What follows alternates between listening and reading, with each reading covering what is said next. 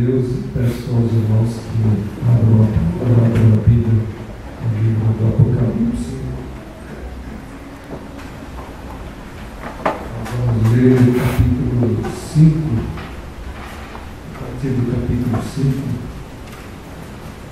alguns versículos, os acontecimentos que nós vamos meditar nesta noite, eles estão descritos a partir do capítulo 5 e vão até o capítulo 8. Né?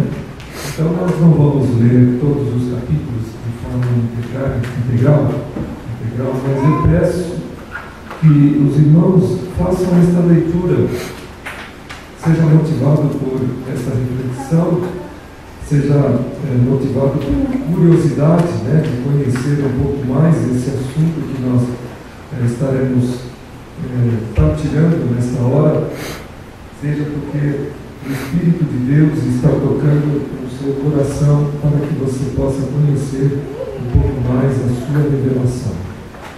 Não precisa, como eu disse, ser agora, mas pode ser durante esta semana, por exemplo, né? Durante os dias desta semana. Vamos abrir capítulo 5, do verso 1 até o verso 9, a primeira parte. Eu pediria ajuda a alguém poderia trazer isso. Vamos lá, capítulo 5, verso 1 até o verso 9. E na mão direita daquele que estava sentado no trono, um livro escrito de dentro e fora, e tudo selado com sete. E também um anjo forte que proclamava em grande voz: quem é digno de abrir o livro e lhes deu a conhecer? Ora, nem do céu, nem da terra, nem debaixo da terra, ninguém podia abrir o livro, nem mesmo olhar para ele. E eu chorava muito, porque ninguém foi achado digno de abrir o livro, nem mesmo de olhar para ele. Todavia, um dos anciãos me disse: não chores, eis que o leão da tribo de Judá, a raiz de Davi, venceu para abrir o livro e os seus 7 selos. Então vi no meio do trono e dos 4 seres viventes, e entre os anciãos, de pé, um cordeiro como tendo sido morto. Ele tinha 7 chifres, tem 7 olhos, que são os 7 espíritos de Deus enviados por toda a terra. Veio, pois, e tomou o livro da mão direita daquele que estava sentado no trono, e, quando tomou o livro, os 4 seres viventes e os 24 anciãos prostraram-se diante do cordeiro, tendo cada um deles uma harpa e taças de ouro cheias de incenso, que são adorações do santo, e entoavam um novo cântico, dizendo: digno é de tomar o livro e de abrir os selos, porque foste morto, e com teu sangue compraste para Deus os que procedem de toda a tribo, língua, povo e nação. Entende? Bem, nós queremos meditar nesta passagem e algumas observações importantes, né, são necessárias. Os irmãos veem que foi uma visão dada por Jesus e João, e há um detalhe interessante que o autor ele coloca: quando o cordeiro recebeu o livro, na verdade ele não tomou com a expressão, com a carga de expressão que nós estamos acostumados, né? Quando a gente fala tomou, então dá a impressão que a gente, a partir de um ato até meio violento, né, de que pega a posse de alguma coisa. Não é esse o sentido, mas o sentido é que ele, sendo o único que poderia fazer isso, esse é o sentido presente nesse texto. Vamos então a este assunto trazido por nós, por esse texto. Muita gente tem procurado entender, tem procurado traduzir e explicar o desenrolar da história da humanidade, da história humana. São antropólogos, arqueólogos e historiadores. Estes procuram montar uma sequência lógica dessa colcha de detalhes com tantas guerras, com fome, com exploração e dominação mais forte. Nós cristãos também precisamos de uma explicação.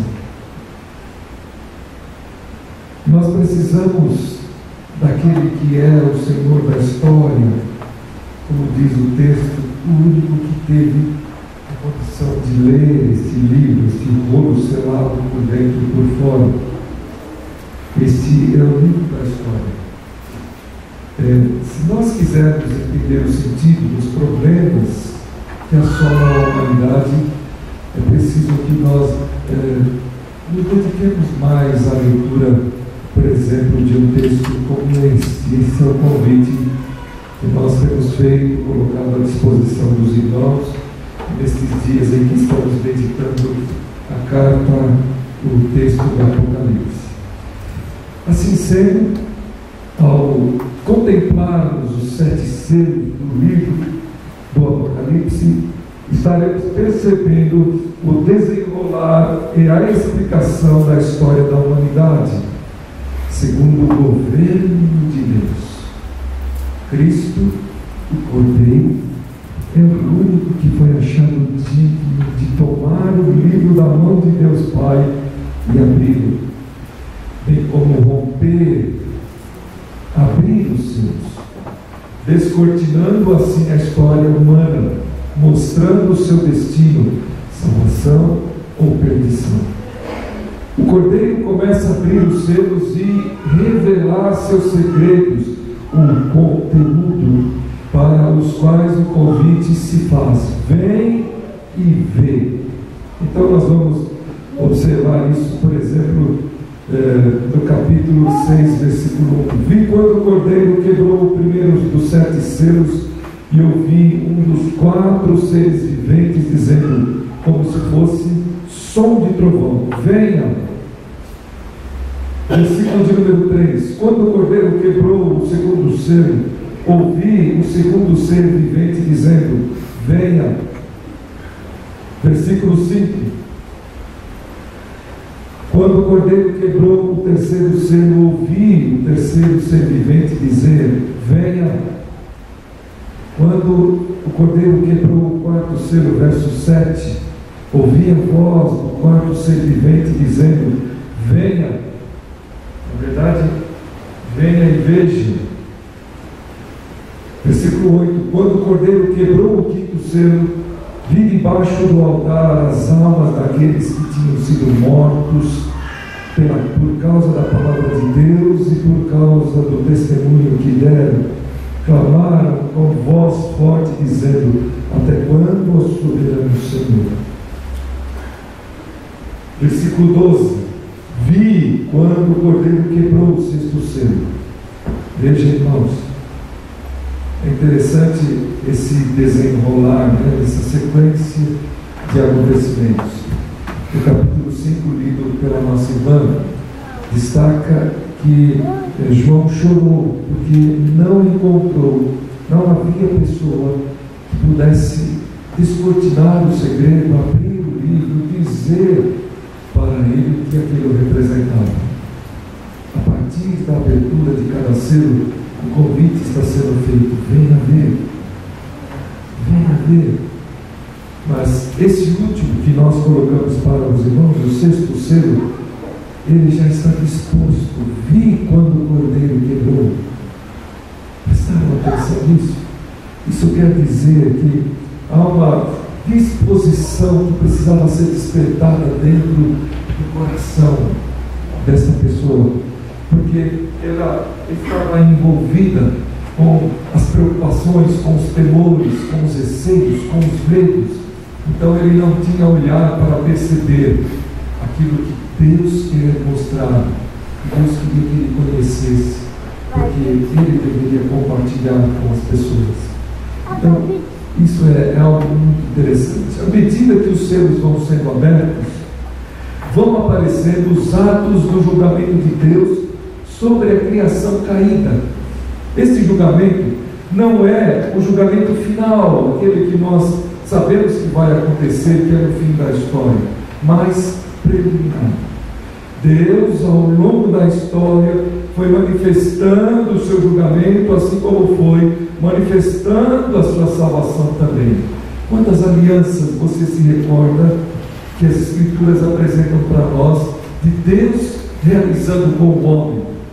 Quantos momentos em Abraão, em Noé, em Josué e em tantos outros, e em Cristo Jesus, lembram? Eu apresento o sangue da nova aliança.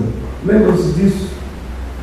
Então, ao longo da história, Deus vai mostrando, vai dando ao ser humano a oportunidade para que ele possa perceber o seu agir, a sua salvação, mas ao mesmo tempo também a condenação a partir da sua ira para os fatos que não se apoiam dos valores do reino.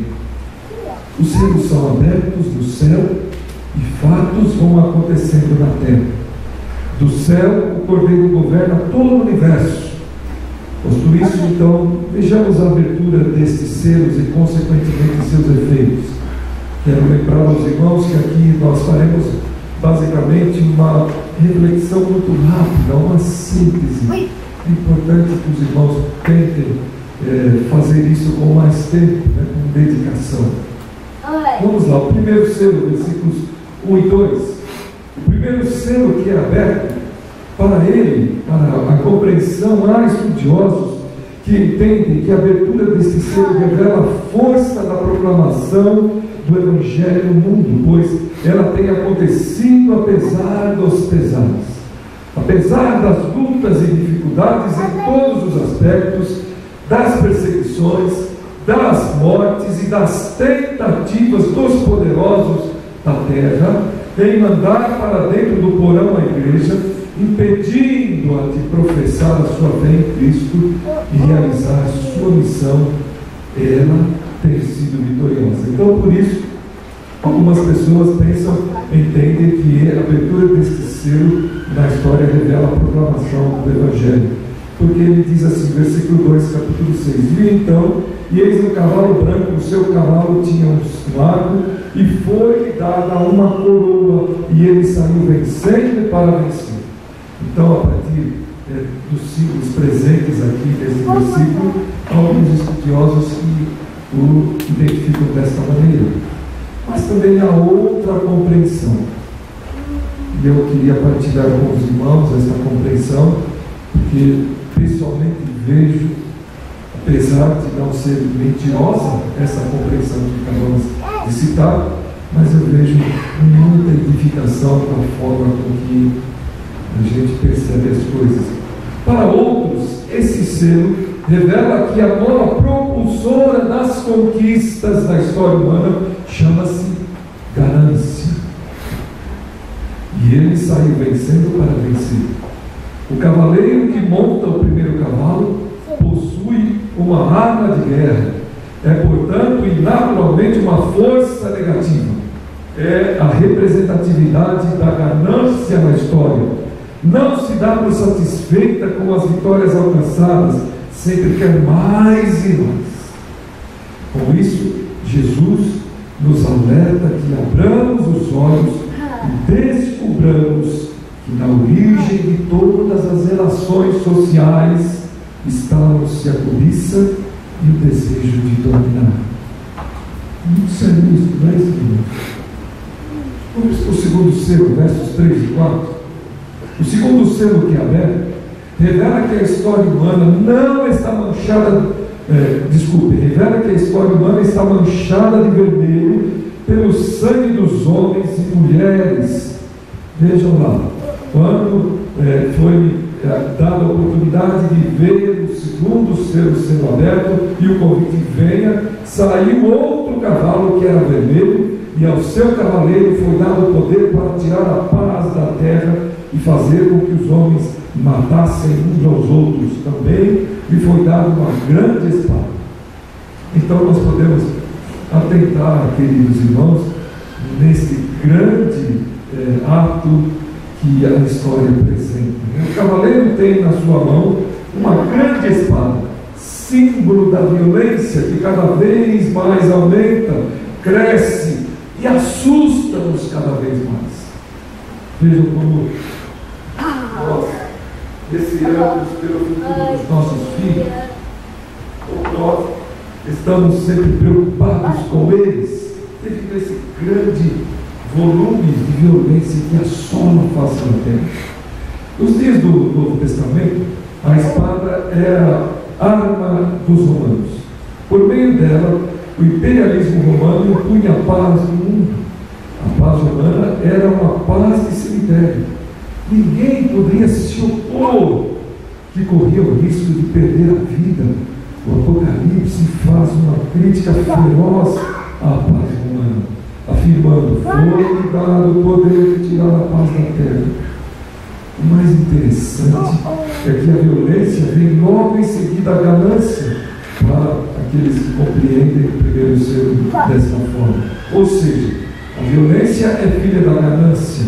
Uma sociedade gananciosa põe no alto os poderes e esmaga com violência os descontentes. Quando se elege a ganância para regular as relações sociais, as pessoas se matam entre si, só para ter mais. Hoje, o que vemos se aproxima muito dessa visão. A ganância por ter e poder mais leva pessoas e instituições a patrocinar a violência. Uma escolha de sangue.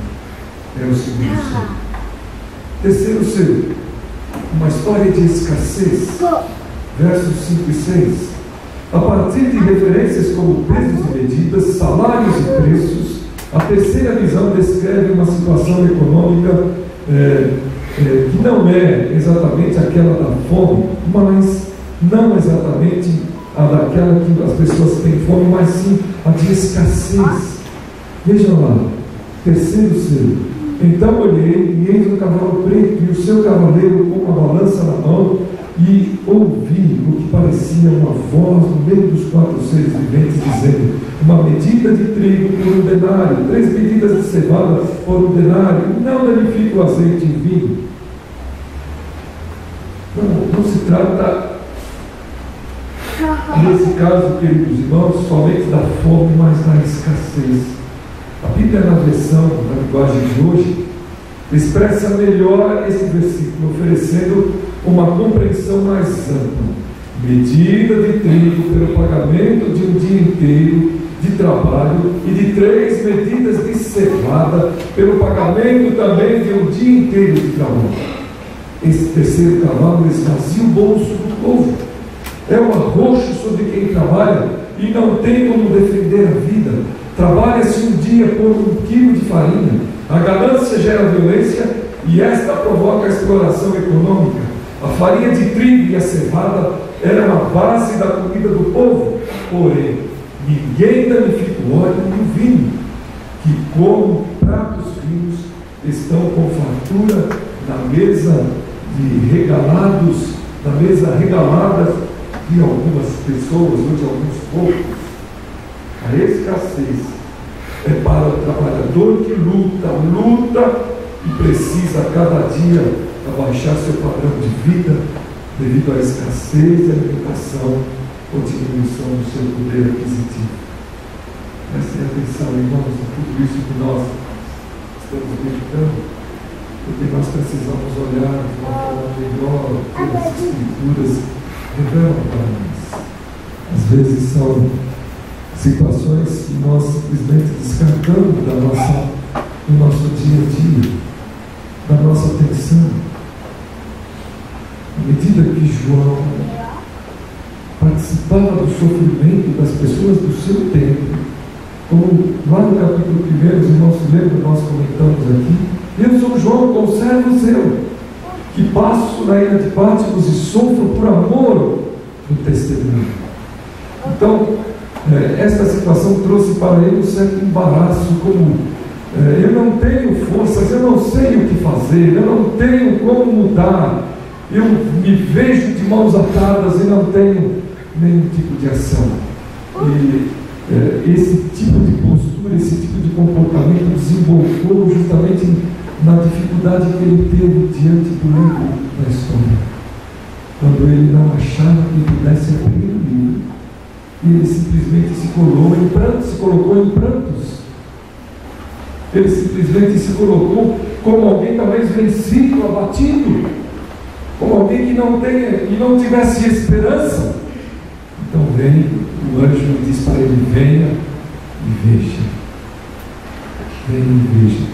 Primeiramente eu quero dizer para você que todas essas coisas que estão acontecendo não são, ou não há nada que esteja longe da visão que eu estou dizendo a você. Quando nós lemos há poucos instantes a respeito do Cordeiro, nós encontramos o texto dizendo que ele era aquele que tinha 7 olhos, que manda o seu espírito vigiar e andar pela terra. Lembram-se disso? Deus não está alheio. E é isso que João está recebendo. É isso que a igreja precisa também receber, estar atenta, estar percebendo. Quarto selo, uma história de morte. O significado do quarto cavaleiro, versos 7 e 8, e do acompanhante é evidente. Os homens matavam uns aos outros como consequência da abertura do segundo selo. Lá vimos a guerra, a causa, aqui vemos a morte, o resultado. Mas não se trata de morte enquanto condição de todo mortal, e sim de morte violenta e provocada. O cavalo é esverdeado, cor de cadáver que morreu de peste. O povo não tem o que comer, é vítima de todos os tipos de doença, e seu trágico destino é a morte prematura. É o resultado histórico da ganância que gera guerra, que leva à escassez e produz a morte. A morte trágica deste selo leva ao quarto da terra, diz o texto. É sinal de parcialidade. Isso é importante, irmãos. Sim, mas o quarto da terra não é muita gente. Sim, mas perceba, é sinal de parcialidade, não de totalidade. É sinal, portanto, que não há perdição total, não de todo, não de vitória plena. Quinto selo, uma história de clamor pela justiça. Abre-se o quinto selo, versos 9 e 11. Os mártires, isto é, os que foram mortos por causa da palavra de Deus e por causa do testemunho, clamam a Deus, pedindo que lhes faça justiça. Diz aí no texto: até quando, Senhor? Vejam lá uma história a partir do versículo 5. Até quando, ó soberano Senhor? Verso de número 10 do capítulo 6. Santo e verdadeiro, não julgas, nem vingas o nosso sangue dos que habitam sobre a terra? Então, Deus vai pedir conta do sangue derramado. Capítulo 4, versículo 10 do livro de Gênesis: o sangue de Abel clama e chega ao trono da graça de Deus. O sangue dos injustiçados, o sangue dos martirizados, o sangue daqueles que sofrem injustiça chega até o trono de Deus. Esta é uma mensagem que nós não podemos deixar de proclamar. Esta é uma mensagem que nós não podemos deixar de partilhar com as pessoas que vivem conosco, porque vivemos um tempo de muitas injustiças, vivemos um tempo de morte, sim, de muitas dificuldades, de escassez. Não podemos deixar de partilhar isto. Este sangue não está de forma alguma quieto diante do trono do nosso Deus. Irmãos, nós não precisamos fazer revolução, não precisamos pegar pedras, não precisamos pegar armas. Nós temos a nossa arma, nós temos a nossa voz, nós temos a nossa oração, nós temos o nosso olhar, nós temos e podemos contemplar e ver o que acontece. E temos a melhor de todas, que é a presença de Deus, o seu Espírito. Deus não se cala sobre aquilo que é feito, sobre a obra das suas mãos. Vamos lá. Uma história debaixo do juízo, versículos 12 a 17. Quando foi aberto o sexto selo, ocorreu um grande terremoto acompanhado de todos os horrores. O sol se escureceu, a lua ficou em sangue, as estrelas caíram. Quantas vezes nós lemos, por exemplo, uma passagem como essa e trememos? Paramos a leitura aí, não quero mais ler, não me interesso mais por isso, é um horror. Quantas vezes os céus se enrolaram, os montes e ilhas desapareceram, todas as gentes se esconderam e clamaram pedindo morte. A curta agonia da morte era preferível à presença de um Deus irado. Há duas interpretações, portanto, deste simbolismo. Uns acham que aqui não está representando o juízo final, não está representado o juízo final. O outro ponto de vista vê nesta ação da ira de Deus a manifestação final do seu juízo sobre toda a terra. Há estudiosos que afirmam que o resultado do clamor dos mártires, do sangue derramado, e que Deus não se pode fazer advogado, e quer fazer-se advogado, irmão. Diferente, né? Ou aquele que não tem uma resposta, fazer-se advogado é como a gente dizer assim: mas do que você está falando mesmo? Como a gente fazer-se assim de distraído? O que está acontecendo? Deus não pode fazer-se advogado. Então entenda isso.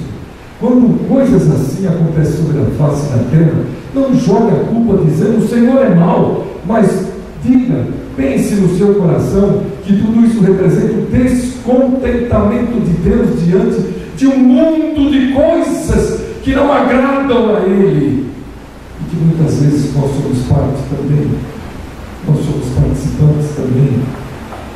Mas o texto vem nos orientar e nos dizer que isso não permanece assim, que nós temos instrumento, que nós temos armas para que essas coisas mudem, e nós temos como fazer.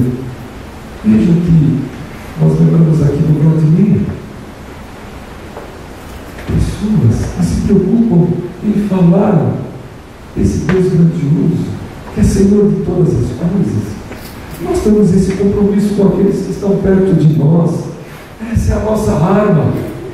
Nós não precisamos jogar lenha na fogueira, não precisamos jogar combustível no fogo. Nós estamos aí para apagar o fogo, porque nós somos agentes da paz. Então, este é o nosso compromisso. Uns acham, portanto, que não há representação do juízo final, e outros acham que sim, que Deus não se pode fazer advogado diante de tão intensa maldade. E por fim, queridos irmãos, do silêncio ao triunfo, o sétimo selo, versos 8, versos de 1 a 5, se distingue em muito dos demais. Ele prepara o caminho para a visão que se segue das trombetas. E essa visão pode ser dividida em duas partes: o silêncio, como resultado direto da manifestação do juízo de Deus, que cala e silencia a história, e outro, o silêncio, como a apreensão e expectativa ante as coisas que devem acontecer após o juízo divino. Nós muitas vezes não somos também convidados a fazer silêncio diante de Deus.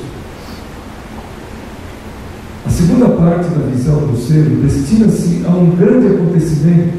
O incensário, cheio de orações e dos clamores dos santos, é atirado à terra. E quando esse incensário chega à terra, ouvem-se relâmpagos, vozes e trovões, o que no capítulo 4 está associado ao juízo de Deus. Para concluirmos, portanto, a nossa reflexão, a abertura desses 6 primeiros selos representa alegria e regozijo para a igreja. Irmãos, é verdade isso? Sim, é verdade. Apesar dos sofrimentos que ela enfrenta ao longo de sua história, neles apresentados, mas como Jesus afirmou, ao virem estas coisas acontecerem, alegrai-vos e regozijai-vos, porque a vossa redenção se aproxima. Isto quer dizer que no final de tudo, a igreja sairá vitoriosa, será recebida nos céus, onde viverá a eternidade com o seu Senhor. Um parênteses pensa que não é tão bom nós não termos na nossa mão a condição de saber verdadeiramente quem é a igreja do Senhor? O que vocês acham? Agora, também não é tão bom a gente saber que a igreja é vitoriosa? Não é mesmo? Não é tão bom a gente não ficar com as nossas tramas, né? Com a nossa maneira de enxergar e de ver e diferenciar esse daquele, que a igreja não passa pelo filtro da nossa capacidade de perceber as coisas. Mas é tão bom a gente ser esclarecido diante de Deus que a igreja é vitoriosa. Por isso é tão bom a gente não deixar a igreja. Não estou aqui defendendo a denominação, não estou aqui defendendo o local, porque ultimamente a gente ouviu muita coisa a respeito disso, né?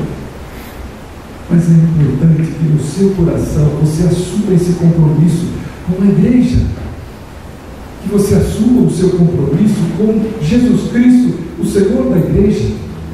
Eu não sei se vocês se lembram, mas no acampamento nós ouvimos muito isso também. Não há Cristo sem igreja, não há igreja sem Cristo. O que nós precisamos verdadeiramente é deixar de começar a escalar aqueles que querem fazer parte da igreja. Isso nós precisamos parar. O que nós precisamos aprender é dizer que a igreja está associada a Jesus. É dizer para as pessoas: meu irmão, você está sofrendo, se associe com Jesus. A pessoa vai parar de sofrer imediatamente? É isso. Se ele se associar verdadeiramente com Cristo, isto vai acontecer. Porque sobre a sua vida, sobre a vida dessa pessoa, virá um gozo inaudito, um gozo que nós não conseguimos traduzir, algo que nós não conseguimos explicar. Não é isso que Jesus fala. A paz que eu vos dou, o mundo não pode dar, mas eu vou lá dou. E é interessante quando Jesus fala isso para os seus discípulos, porque ele estava à beira da cruz, ele estava às portas da cruz, ele estava clamando a misericórdia, mas ele pôde dizer: a paz que eu dou a vocês, o mundo não pode dar. Então esse é o exercício adequado da nossa jornada. Enquanto ela estiver na terra, a igreja, ela conhecerá a angústia, terá muitos dos seus queridos mortos por causa da palavra e do testemunho, terá fome por não poder comprar ou vender. Não é isso que o texto fala, os irmãos se lembram? Só vai poder comprar ou vender quem tiver a marca no dorso da mão ou na testa, não é isso? Isso dá medo, irmãos? Pois é, talvez dê, né? Porque na verdade o que está se colocando aí é o comprometimento com Jesus.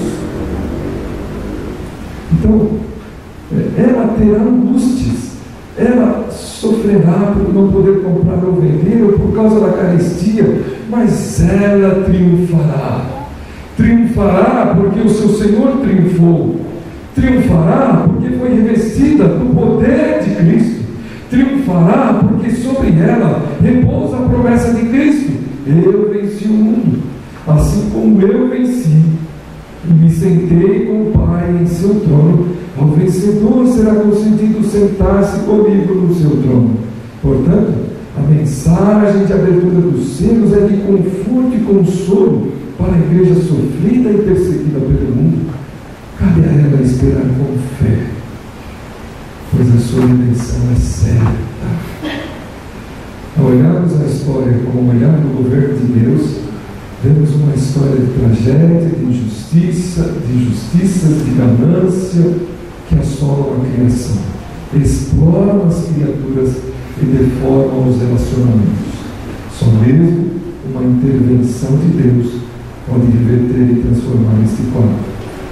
Então é por isso que nós não podemos abandonar a igreja, porque essas coisas todas nos levam, não tendo Deus, queremos agir pelas nossas próprias mãos, a fazer justiça, a mover isto e aquilo pelos nossos conceitos e valores. Mas quando nós estamos com a igreja, isto virá e será a nossa condição de sermos canais. Sabe por quê? Porque nós somos corpo de Cristo. Nós não temos cabeça para pensar. A cabeça já existe. A cabeça da igreja já existe. Então é preciso, como membro deste corpo, nós possamos estar atentos ao que Ele vai mandar fazer. Aonde Ele vai mandar fazer? E o que Ele vai mandar fazer? Nós só somos corpo. Nós só somos pé.